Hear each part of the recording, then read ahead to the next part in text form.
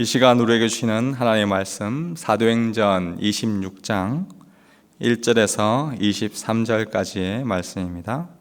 신약성경 사도행전 26장 1절에서 23절까지 주의 말씀 들으십시오. 아그리빠가 바울에게 이르되 너를 위하여 말하기를 내게 허락하노라 하니 이에 바울이 손을 들어 변명하되 아그리빠 왕이여 유대인이 고발하는 모든 일을 오늘 당신 앞에서 변명하게 된 것을 다행히 여기나이다. 특히 당신이 유대인의 모든 풍속과 문제를 아심이니이다. 그러므로 내 말을 너그러이 들으시기를 바라나이다. 내가 처음부터 내 민족과 더불어 예루살렘에서 젊었을 때 생활한 상황을 유대인이 다 아는 바라. 일찍부터 나를 알았으니 그들이 증언하려 하면 내가 우리 종교의 가장 엄한 파를 따라 바리새인의 생활을 하였다고 할 것이라. 이제도 여기 서서 신문 받는 것은 하나님이 우리 조상에게 약속하신 것을 바라는 까닭이니 이 약속은 우리 12지파가 밤낮으로 간절히 하나님을 받들어 섬김으로 얻기를 바라는 바인데 아그리빠 왕이여 이 소망으로 말미암아 내가 유대인들에게 고소를 당하는 것이니이다. 당신들은 하나님이 죽은 사람을 살리심을 어찌하여 못 믿을 것으로 여기나이까? 나도 나사렛 예수의 이름을 대적하여 많은 일을 행하여야 될 줄 스스로 생각하고 예루살렘에서 이런 일을 행하여 대제사장들에게서 고난을 받아가지고 많은 성도를 옥에 가두며 또 죽일 때 내가 찬성 투표를 하였고 또 모든 회당에서 여러 번 형벌하여 강제로 모독하는 말을 하게 하고 그들에 대하여 심히 격분하여 외국 성에까지 가서 박해하였고 그 일로 대제사장들의 고난과 위임을 받고 다메섹으로 갔나이다. 왕이여 정오가 되어 길에서 보니 하늘로부터 해보다 더 밝은 빛이 나와 내 동행들을 둘러 비추는지라. 우리가 다 땅에 엎드러짐에 내가 소리를 들으니 히브리 말로 이르되 사울아 사울아 네가 어찌하여 나를 박해하느냐. 가시체를 뒷발질하기가 내게 고생이니라. 내가 대답하되 주님 누구시니까? 주께서 이르시되 나는 네가 박해하는 예수라. 일어나 너의 발로 서라. 내가 네게 나타난 것은 곧 네가 나를 본 일과 장차 내가 네게 나타낼 일로 이래 너로 종과 증인을 삼으려 함이니 이스라엘과 이방인들에게서 내가 너를 구원하여 그들에게 보내어 그 눈을 뜨게 하여 어둠에서 빛으로 사탄의 권세에서 하나님께로 돌아오게 하고 죄 사함과 나를 믿어 거룩하게 된 무리 가운데서 기업을 얻게 하리라 하되이다. 아그리빠 왕이여 그러므로 하늘에서 보이신 것을 내가 거스르지 아니하고 먼저 다메섹과 예루살렘에 있는 사람과 유대 온 땅과 이방인에게까지 회개하고 하나님께로 돌아와서 회개에 합당한 일을 하라 전함으로 유대인들이 성전에서 나를 잡아 죽이고자 하였으나 하나님의 도우심을 받아 내가 오늘까지 서서 높고 낮은 사람 앞에서 증언하는 것은 선지자들과 모세가 반드시 되리라고 말한 것밖에 없으니 곧 그리스도가 고난을 받으실 것과 죽은 자 가운데서 먼저 다시 살아나사 이스라엘과 이방인들에게 빛을 전하시리라 하미니이다 하니라. 아멘. 네, 얼마 전에 그 유재석이 진행하는 유퀴즈에 이 신승규 씨가 나왔는데 미국 뉴욕의 월스트리트에서 애널리스트로 활동하는 분이고 또 미국 한인교회의 한 집사님이기도 하십니다. 그가 쓴 에세이집 눈 감으면 보이는 것들이라는 책에 이런 내용이 나옵니다.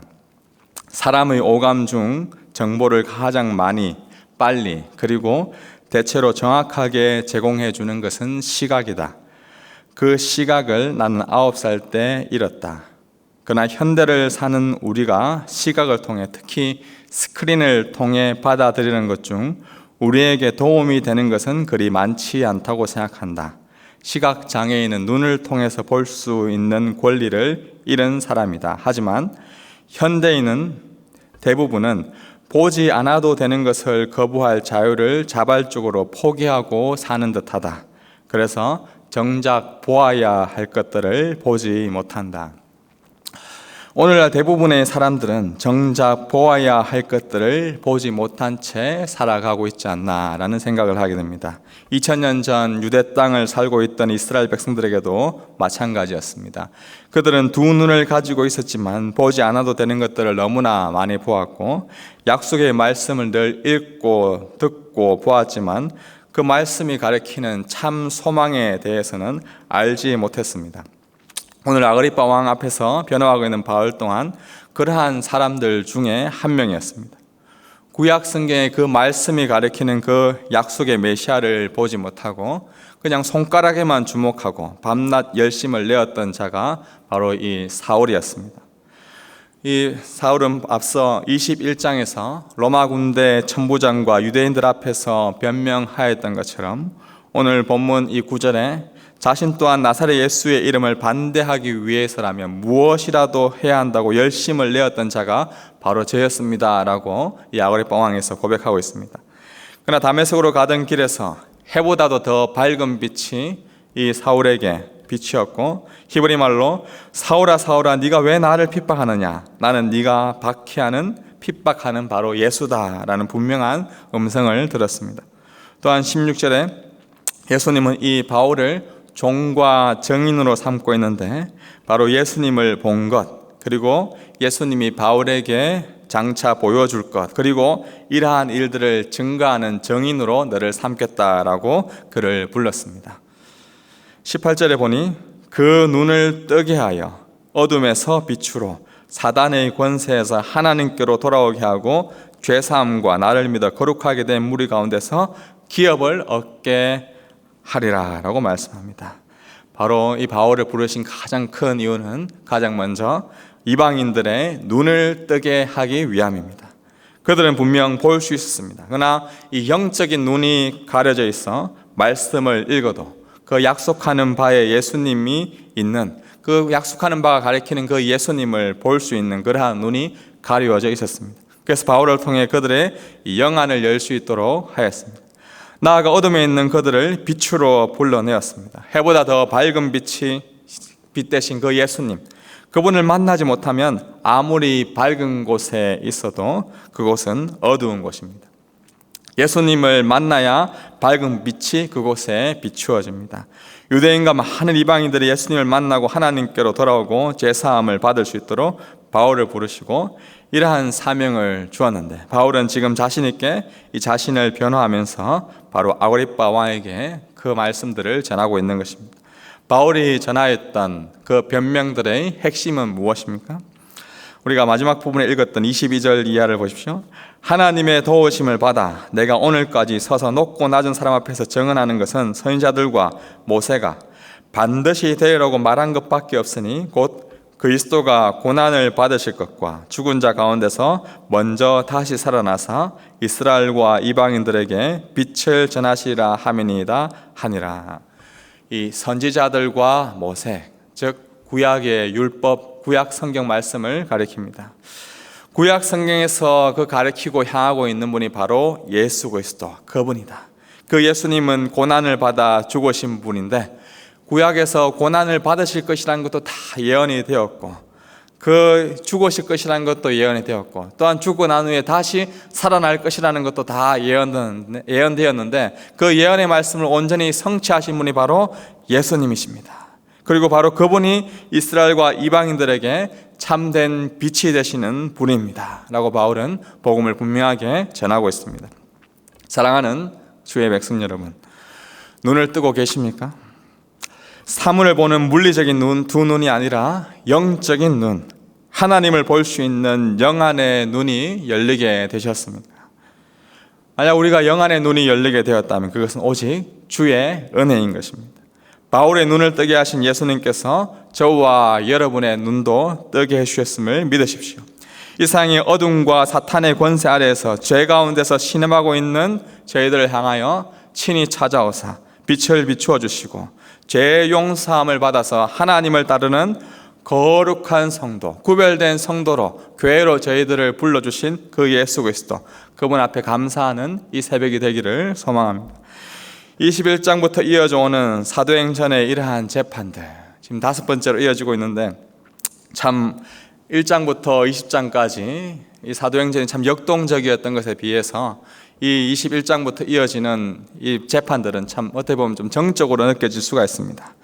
그러나 바울의 이 변명들을 통해 복음의 핵심은 더 선명하게 드러나고 있습니다.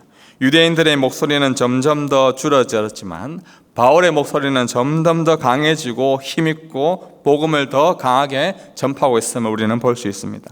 예수님을 만나셨습니다. 바울은 예수님이 자신을 이 만나 주신 것, 그리고 그를 이방인들에게 보낸 것, 또한 자신을 구원한 것을 부정하거나 감출 수 없어서 그것을 드러내며 전파하는 것을 주저하지 않았습니다. 왜 그렇습니까?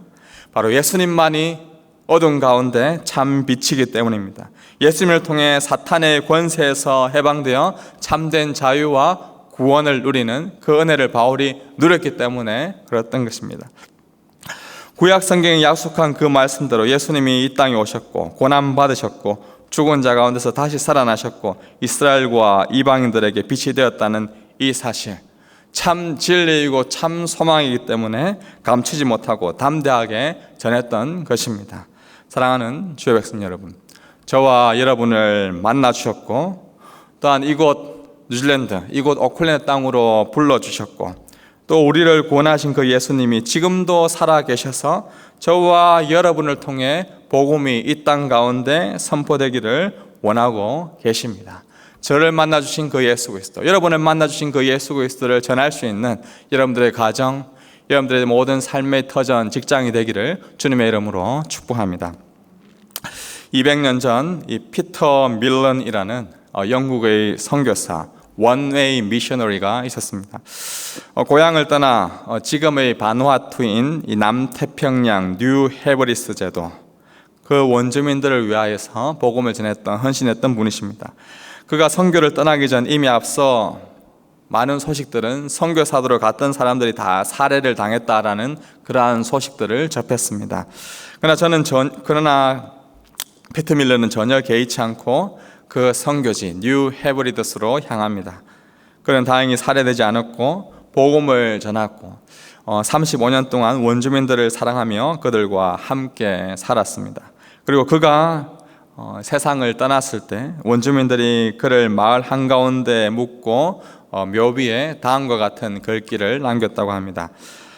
그가 왔을 때 빛이 없었다. 그러나 그가 떠났을 때 어둠이 없었다.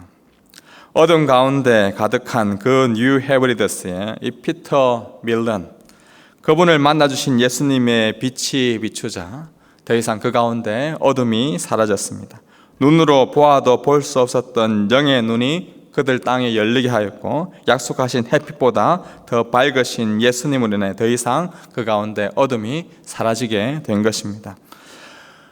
저와 여러분이 오클랜드 땅에 온 이유는 참 다양한 이유가 있을 것입니다. 더 나은 삶을 바라보고 유학길에 오르신 분도 계시고 자녀들의 교육으로 오셨던 분도 계십니다. 또 복지와 여러 자연 경관의 아름다움으로 인하여서 가족 때문에 또한 이곳에 오신 분도 계십니다. 우리가 이유가 어찌 되었든 저와 여러분을 이 오클랜드 땅에 부르신 이유는 저와 여러분을 먼저 만나주신 빛 대신 예수 그리스도, 또한 그분을 통해 누리게 될 참 소망을 증거하는 증인으로 바로 이 땅에 이곳에 부르셨다는 그 사실을 기억하시기 바랍니다.